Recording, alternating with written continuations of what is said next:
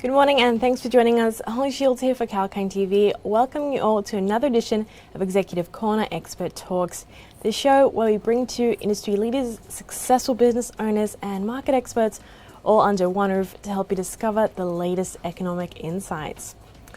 On today's show, we're joined by Mr Edward Renardo, Director of E-Mobility Pioneers at WalkSmart. Welcome to the show, Edward. It's a pleasure to have you with us. Hi there, pleasure to be here as well. Thank you for having me. It's great to have you on. So to kick things off, I'm sure most people associate electric transport with time efficiency and of course fun, but they might not know that it's also a green way of getting around. So how exactly are EVs beneficial for the environment? That's right, mate. So as we all know, our future is electric, whether you like it or not. With electric scooter, it's not like cars. When you have electric scooters, you breathe clean air. You're not polluting it anyway. And it's much better for the environment as well.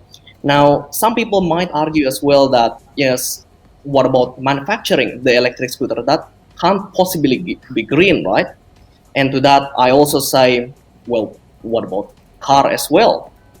With cars, it's the same amount of manufacturing, if not more. And plus the carbon emission that it produces every single day when you're riding it. And not just that, in terms of economical point of view, we've done a lot of research in electric scooters, and we find out that with electric scooters, by replacing your car entirely, you could be saving up to $100 every single week. And this is based on my use case. I have taken into consideration if you're using your car 5 days a week, let's say, and for roughly about 2 to 5 kilometers, you could be saving $100 per week in terms of fuel, parking, also insurance, maintenance of the car. Literally, the electric scooter will pay itself off within 5 to 6 months' time. And I think that's my view on why electric scooters, make a greener environment and also cheaper for your pocket. Right. That's incredible. $100 a week is nothing to turn your nose up at. So they are also easier on the wallet as well. Many people might not know that. So does that make it a more cost-effective as well as energy-efficient way to get to work? That's correct. Fully correct. I currently don't have a car right now.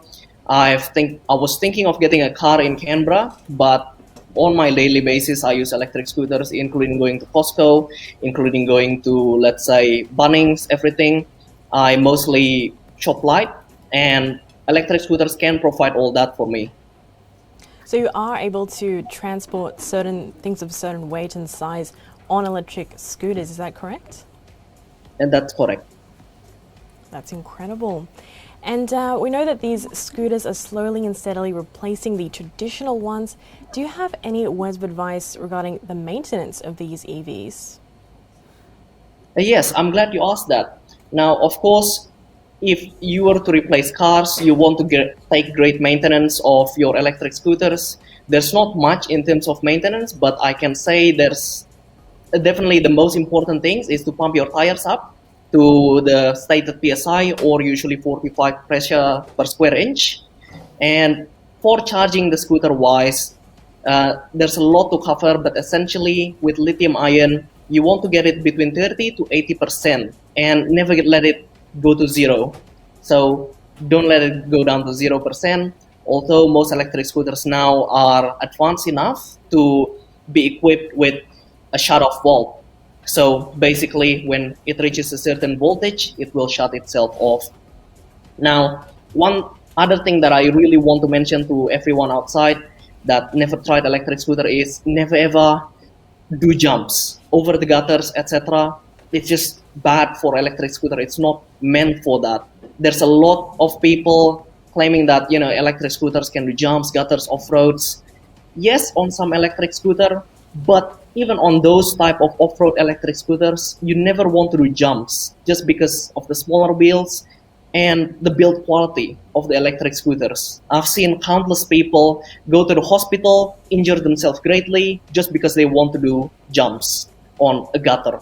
So please take your electric scooters down with your hand to jump off, to go down the gutters. Absolutely, really good point there. Obviously, safety is a major concern, and you can't do everything you want on those scooters. They're meant for transport and not for tricks, obviously.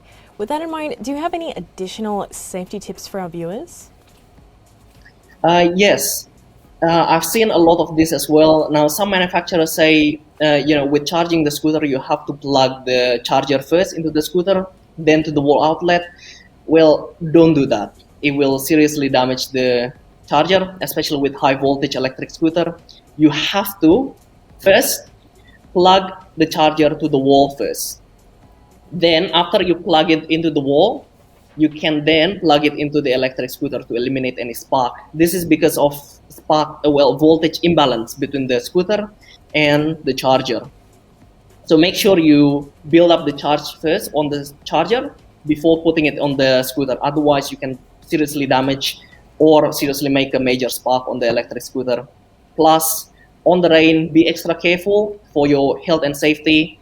Always, ride within the speed limits and never leave your scooter outside. Be careful on wet leaves, grass, and sands, basically. Wet sands, wet metal, everything that's wet, you want to try to avoid it. Wow, some really good points there, and certainly some of those most people might not think of when they purchase an electric scooter. So thanks for sharing that info. Now, you mentioned charging the scooter itself. Where can it be charged? Is it just any power point? Yes, electric scooter can be charged on any power point, basically, making it super convenient. And you can take your charger anywhere with you as well, on a small bag. Absolutely, that's super convenient. So it's just like charging a phone or a laptop, any power point. That's right. Although with electric scooters, usually from 0 to full, it'll take about 6 hours, more or less, for most electric scooters. Well, that does make sense. Now, in some countries like South Korea, for instance, they've adopted rental e-scooters for the shared use of the public on a rental basis, obviously, and this has made them relatively cheap and easily accessible. Is this something we can expect to see perhaps in the near future in Australia? Well, it is happening at the moment in Canberra with the rental electric scooters. You can simply just download the app and scan the electric scooters on the scooter. But the thing about it is we need better regulations on the rental electric scooters. Yes, they are cheap. Yes, they are fairly easy to be accessible for publics. And yes, it does help a lot of people. But they also, you need to take from both positives and negatives on everything. The negative side is it clutters the street sometimes, and it also blocks pedestrian, it blocks cyclists, and some of the time, people could trip on this. If they do have better regulations and better understanding as well, we can reduce those negative risks. But the most important thing as well is to educate the public that these scooters are not toys. They are a commuting device. Thus, with any electric transportation, it comes with varieties of risk. And believe me when I say, the number one hospitalization due to electric scooters happens on rental scooters, such as the Beam one or the Neuron one. People riding drunk on 10 o'clock, it's just pure stupid. And it taints the name of electric scooters. So please don't do that. And we need it just to be better regulated. That way we can grow as a community and we can have nice things. I definitely agree there, and it's not hard to believe that we do need those better regulations, especially for rentals. Is that where licenses come into play? Sorry, can you elaborate on the licensing? Yes, do you think that licenses are something that help in rental safety and regulation? Because that's something that is actually a requirement in other countries for those rental scooters. Is that the same here? I wouldn't say licensing is very necessary. Just like a bike, electric scooters should be treated similarly to electric bikes. We just need better public regulations, and people are being more educated on what to do and what not to do. Similar to bicycle, they sometimes a lot of bicycle causes a lot of road accidents, and electric scooters will get into that point too in time if we are not taking the proper measurement and educating the public about the risk that it's not a toy. Very good point. I've got to say education is key for a lot of things as well. Just before we wrap up now, for someone looking to get their hands on their first electric scooter, is there any particular one you would recommend? I would say it really depends on what you're after. That's where we come to place as a shop. We would usually ask people what are their needs for. If they need the electric scooter, for, let's just say, commuting, they don't need it for something more. I would recommend probably Segway Max is the best. It's highly durable, but if they want to go off-road and if they want to go fast on a private property, I would say the Bolts and Dynamo is the best. There's a lot of options out there, and each has its own unique specifications. And we are here to tailor them. We are here to help those people to understand electric scooters more, tips and tricks on the maintenance of the electric scooters, and choosing the right electric scooter for its first use. But generally, if you're just curious about electric scooter, I would recommend go for Segway Max. Mostly you can't go wrong with it. It's a good first choice, and it's a good first electric scooter too. Right, thanks for sharing that. And it's great to hear, obviously, that you tailor your services so well to especially first-timers when it comes to buying those vehicles. On that note, it's just about all we have time for today, but I've got to say thanks so much for joining us on the show. It's been great to hear insights.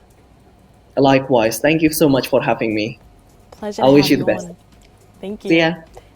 And viewers as well, if you've just joined us, we had a stellar discussion with Mr. Edward Renardo of WalkSmart. You can catch this edition of Executive Corner Expert Talks on the 𝐾𝐿𝐼𝐼 channel later today. But for now, thanks for your time and stay tuned to 𝐾𝐿𝐼𝐼 TV for more live updates.